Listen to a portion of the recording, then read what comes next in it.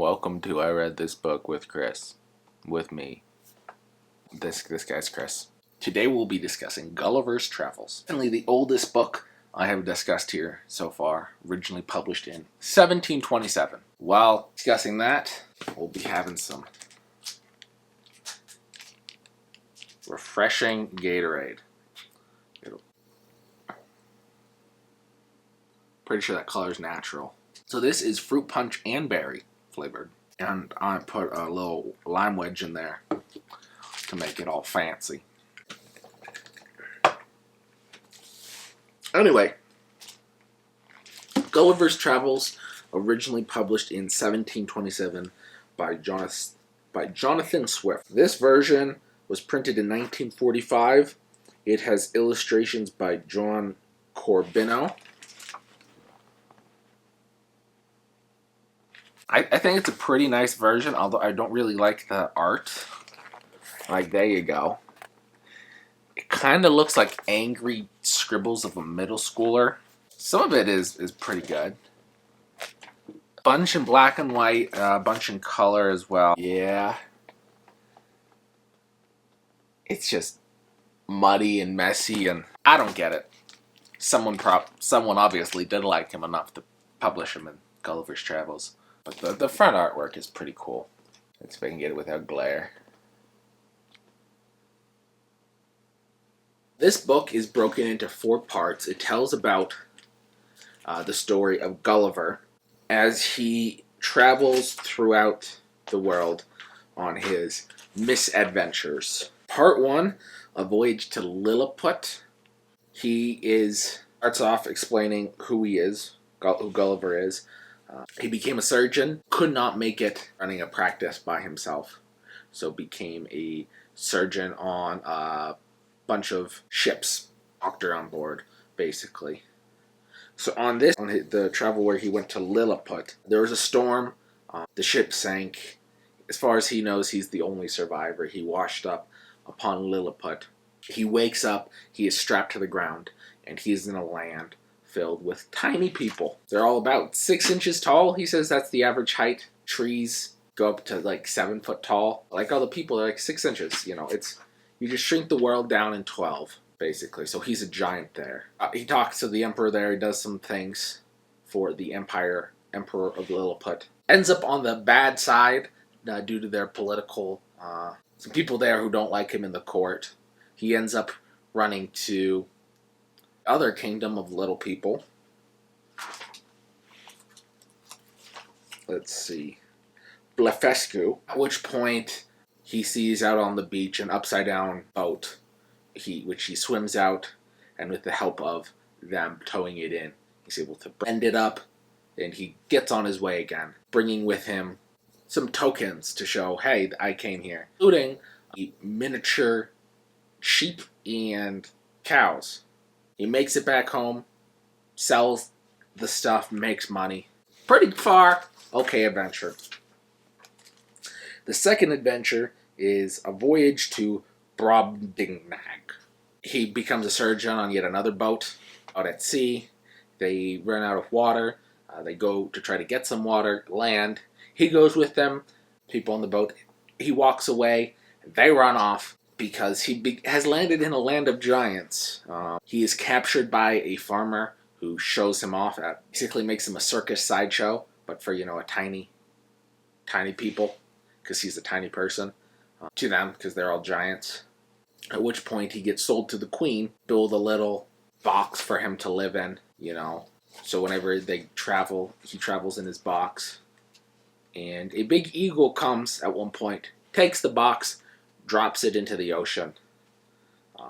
He is lost from Brobdingnag, but his little box has all of his treasured possessions in there. So he once again has some more things to show and talk about his adventures. Part 3 is A Voyage to Laputa, Balnibarbi, Glubadubdrib, Lugnag, and Japan.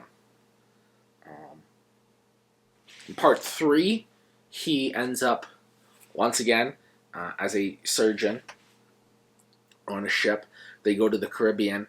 Well, waylaid there, his The captain of the ship puts him in charge of a smaller ship that they rent out in order to do a couple of runs, make a little bit of money while they're trapped there. Pirates come, take him. He says some rude things. He gets put into a dinghy and pushed away. He drifts away, finds some islands, at which point he notices a floating island, which is the capital city of the land. The interesting thing here is they're not big or small. Everyone there in the capital city is obsessed with.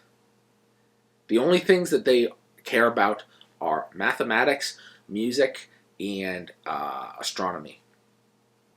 So the music of the stars, the mathematic of the stars, all that sort of stuff. Getting bored there, they let him down onto the islands. He's learned their language. He's to them about the strange ways that they live in that land down under, where they reject everything old and try to come up with better ways of doing things. But all of their better ways only work in theory if like a 5-year-old's like, why do we do it this way? This is a better way.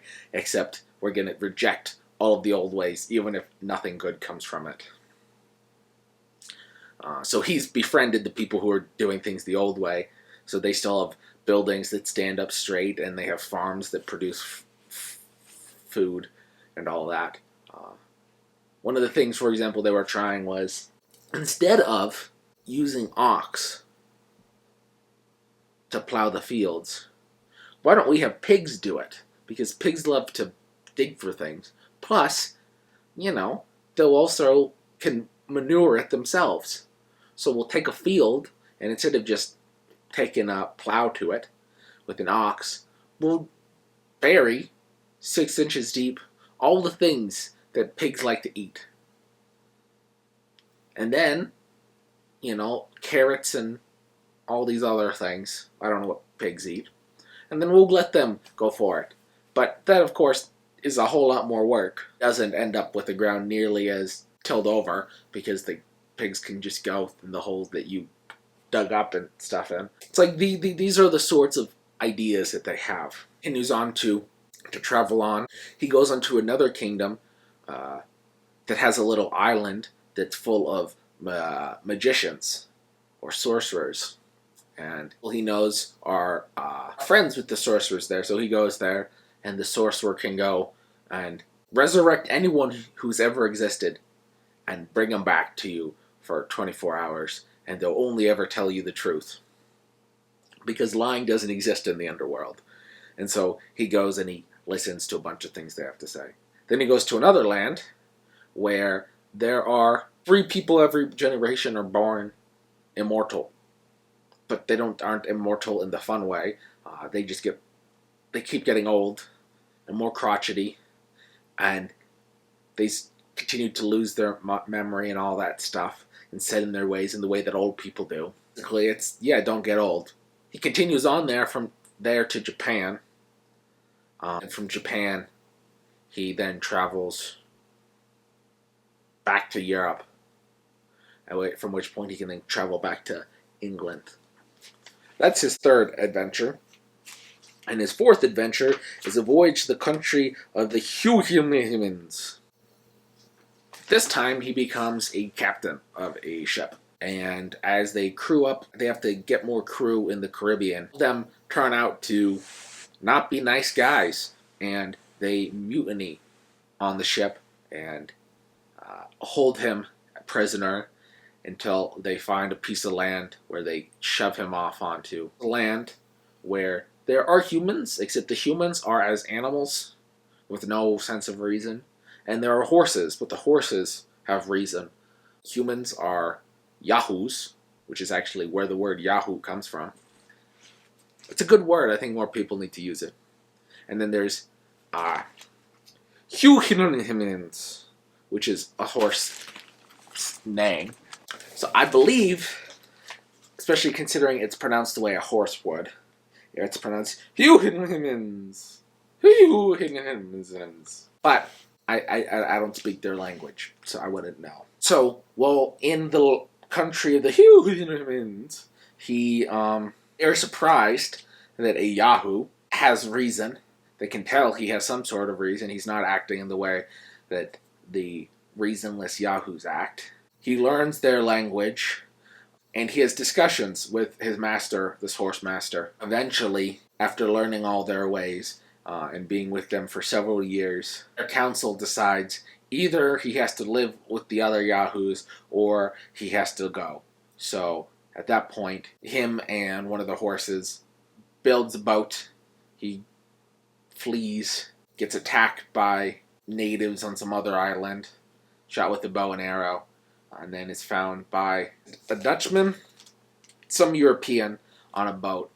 No, it's a Spaniard, I believe. The captain was a Spaniard. Against his will, they take him and bring him back to Spain. And then after being in Spain for a couple of weeks, he back to England into his family. He does not want to leave this country of the Humans because he finds their philosophy and their way of life so beautiful. I think it fits quite well with a bunch of the other books that I've been reading on this channel. It is an adventure book in the way of Jules Verne and the like. 20,000 Leagues Under the Sea, Around the World in 80 Days, Journey to the Center of the Earth. All of that stuff that we nowadays will put into early science fiction. Or many people do. Not everyone. I'm sure some people disagree with me. And this feels like it fits right in there. So it's 1723 is way early for science fiction. Most people put science fiction started with Frankenstein. At the very least, modern science fiction. Other books are science fiction-esque. It's definitely fantastical, going to a land with many people and with giants. So it's also a satire and a social commentary in the way that you could put like a Brave New World or Clockwork Orange or, let's look at my shelf. Animal Farm, Lord of the Flies, Erewhon, all of these. I think it belongs in that vein. And when you read it, you're not sure where exactly he lines up. He finds a lot of it in the way that satirists often do, making fun of everything. In Lilliput, he's talking to one of the guys there. Principal Secretary Redrizal, Secretary of Private Affairs, came to my house attended by one person. And he's like, so this is the situation. We have some domestic affairs and we have some foreign affairs, basically. What's going on inside the kingdom? Inside the kingdom, we are split into two factions. Those with there's the Tramexen and the Slemexen. For, said he, as flourishing a condition as he may appear to be in to foreigners, we labor under two mighty evils, a violent faction at home and the danger of an invasion by a most potent enemy from abroad. As for the first, you are to understand that for above 70 moons past there's been two struggling parties in this empire, under the name of the Tramexen and the Slamexen, from the high and low heels on their shoes, by which they distinguish themselves. It is alleged indeed that the high heels are most agreeable to our ancient constitution, but however this be, his majesty hath determined to make use of only low heels in the administration of the government, and all offices in the gift of the crown, as you cannot but observe. And it goes on to talk about it. Basically, factions on the inside, political parties. But the reason that he says that the difference is how they like the heels on their shoes, which seems ridiculous to us. But he's like, well, things, that's how political parties work. And then the difference between him and the mighty empire from apart is Blefuscu, the empire of Blefuscu, due to religious reasons. These religious reasons are how to break an egg to eat. There are the big endians, which are people who crack the big end of the egg, and there's the little endians. The people of Blefuscu are obviously heretics of the most virulent variety because of this. During the course of these troubles, the emperors of Blefuscu did frequently expostulate by their ambassadors, accusing us of making a schism in religion by by offending against a fundamental doctrine of our great prophet Lestrade in the 54th chapter of Brundacrawl, which is their Alacram. This, however, is thought to be a mere strain upon the text, for the words are these, that all true believers shall break their eggs at the convenient end. And which is the convenient end seems, in my humble opinion, to be left to every man's conscience, or at least in the power of the chief magistrate to determine.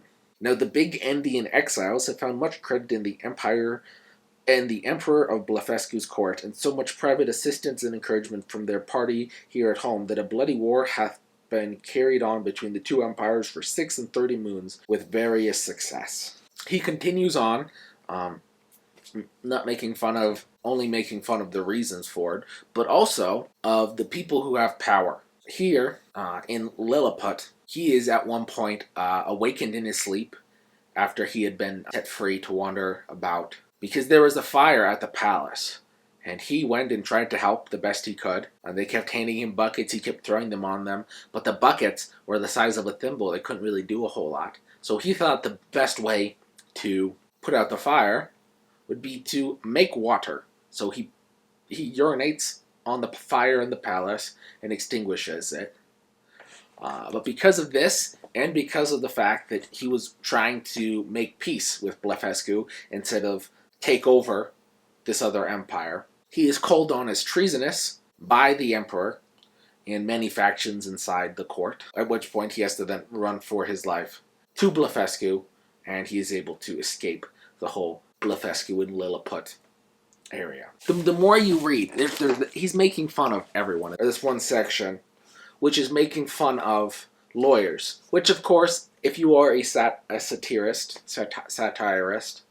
if you're someone who makes satire, the easiest and the best people to make fun of it constantly is lawyers. I said there was a society of men among us, bred up from their youth in the art of proving by words multiplied for the purpose, that white is black and black is white, according they are paid. To this society all the rest of the people are slaves. For example, if my neighbor hath a mind to my cow, he hires a lawyer to prove that he ought to have my cow from me.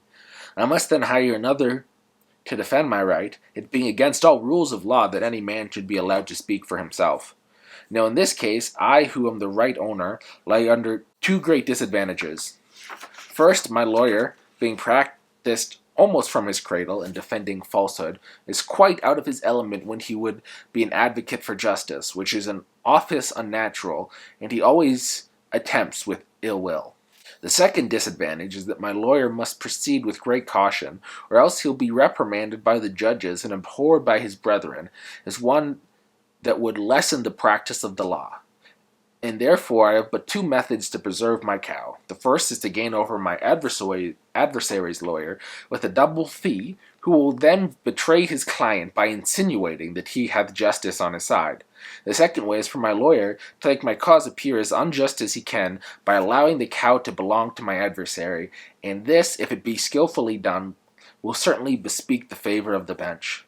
Now your honor is to know that these judges are persons appointed to decide all controversies of property, as well as for the trial of criminals, and is picked out from the most dexterous lawyers who are grown old or lazy, and having been biased all their lives against truth and equity, are under such a fatal necessity of favoring fraud, perjury, and oppression, that I have known several of them refuse a large bribe from the side where justice lay, rather than injure the faculty by doing anything unbecoming their nature or office. It is a maxim among these lawyers that whatever hath been done before may legally be done again, and therefore they take special care to record all the decisions formerly made against common justice and the general reason of mankind. These, under the name of precedents, they produce as authorities to justify the most iniquitous opinions, and the judges never fail of directing accordingly. In pleading, they studiously avoid entering into the merits of the cause, but are loud, violent, and tedious in dwelling upon all circumstances which are not to the purpose. For instance, in the case already mentioned, they never desire to know what claim or title my adversary hath to my cow, but whether the said cow were red or black, her horns long or short, whether the field I graze her in be round or square, whether she was milked at home or abroad, what diseases she is subject to, and the like, after which they consult precedents, adjourn the case from time to time, and in 10, 20, or 30 years come to an issue. And it goes on.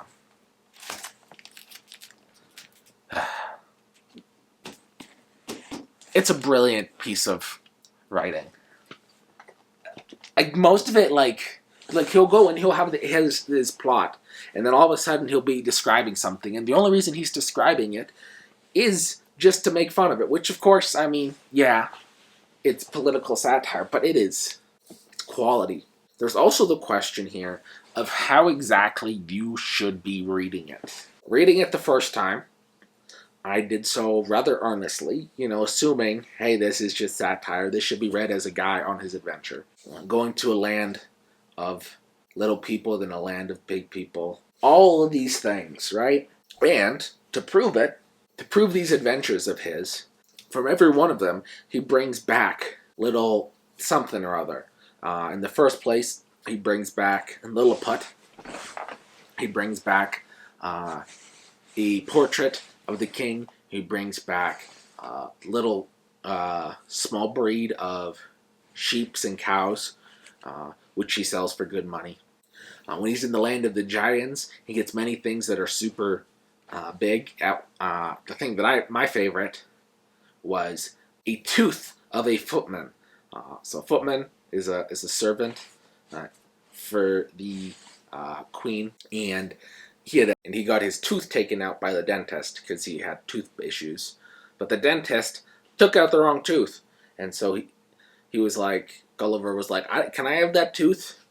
So it's a big tooth the size of a head, basically, which is a pretty big sized tooth. On his third adventure, only real treasure he gets is after meeting several kings and them all giving him several gifts of gold and jewels and stuff. Nothing super exciting. And on the fourth adventure, all of his clothes, he'd lived there for years, all of his clothes had worn out and he replaced them. So those were the clothes he was found in. So so he seemed to have all evidence of it. So maybe you would be to take him seriously about that. That's what I thought the first time, because I read it through. And then I have a job that allows me to listen to things, so I decided to listen to it again on audiobook. Started off, I didn't think a whole lot of it. A letter from Captain Gulliver to his cousin Simpson. So the book starts off this way. It's a letter from Gulliver saying, what are you doing? I gave you this and you edited it down and I don't appreciate it. And several of the edits are things that I don't agree with. You got dates wrong. You got all this other stuff. But reading the letter after reading the rest of it, Gulliver went mad when he was in the land of the horses. When he was with the humans. Fell so far into their philosophy, their idea of life. He was not willing to come back. He did not want to come back. And now that he's here, and he's been forced to come back, he's like, well, at the very least, I can get people to come to their senses. And this is just a rant. And it's weird, because when reading it, I was just confused by a lot of these things. I hear some of our sea yahoos find fault with my sea language as not proper in many parts, nor now in use. And he, and then he goes on, and I observe when any yahoo comes from London out of curiosity to visit me at my house, we neither of us are able to deliver our conceptions in a manner intelligible to the other. Yahoos, he just throws around there all the time. After reading the letter, again, a second time, you realize that Gulliver is not fully in his right head. He has gone mad to some extent. Well, in the land of the Hughlings, in the horse land, he fell so in love with their philosophy. It had got so deep inside of him that he is calling everyone a Yahoo. That's what he thinks now. He now sees humans as animals, as these non-reasoning creatures that were in the horse land, in Hughlings land. There were no humans. There were only these Yahoos, the humans without reason. These animal versions of humans. And so now that's all he can see, and he's in a city surrounded by Yahoos that he just finds detestable. And since you can tell he's crazy, then you go on to read the book. How much of it was he actually in his right mind for? How much of it is actually adventures that he went on? How much of it is him being an unreliable narrator? He explains that he only wrote this book afterwards because everyone came and asked him and he wanted to get it written down.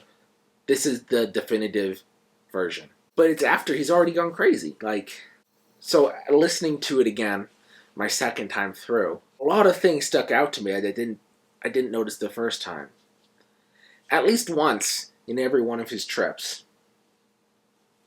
he goes and talks about, like at one point, he talks about someone who he was friends with, who he went on several pages on, and this person didn't survive when their ship was wrecked. And he's like, well, if he had listened to my advice, we'd be in better shape. But obviously, maybe he knows the terminology of the sea, and maybe he can find his location on a map. But he's not very good.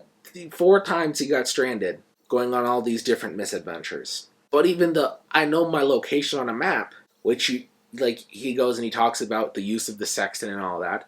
And at one point he says, I tried to tell them that, the island of Madagascar or something was actually 3 degrees to the east of where it should have been, or something like that. Talking about how the place where everyone says it is on the map isn't accurate. It should be over. The first time I read it through, I'm like, okay, he knows what he's talking about. At the very least, I didn't question it. And then as I go through it again the second time, all these people seem to know where things are, and you're the person who has literally gone mad and has locked yourself up in a home. So which one of these people do I trust more when it comes to the location of where Madagascar is? I don't know, but there's little sprinkling of things throughout there. The fact that, reading the book the first time, things meant absolutely nothing to me, and then just hit a different way. Most of the books that I enjoy reading, I don't think you need to read. I don't say, hey, read this. I say, hey, if this sounds good to you, read it.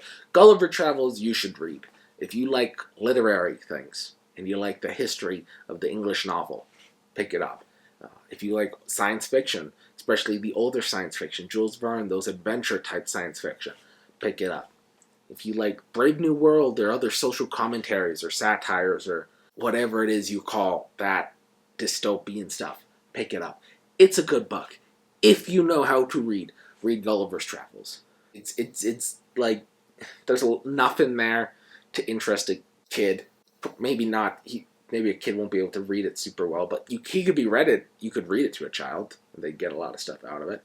Or if you're 99 years old, or if you're one of the immortals, one of the Scrollbrug. There's a lot of words in here that just don't pronounce good, that were just written down and look good on paper. One of these immortal people who just keeps getting old and old and old. If you're 900 years old, read it. It's a good book. Alrighty. Thank you for watching. Have a good day.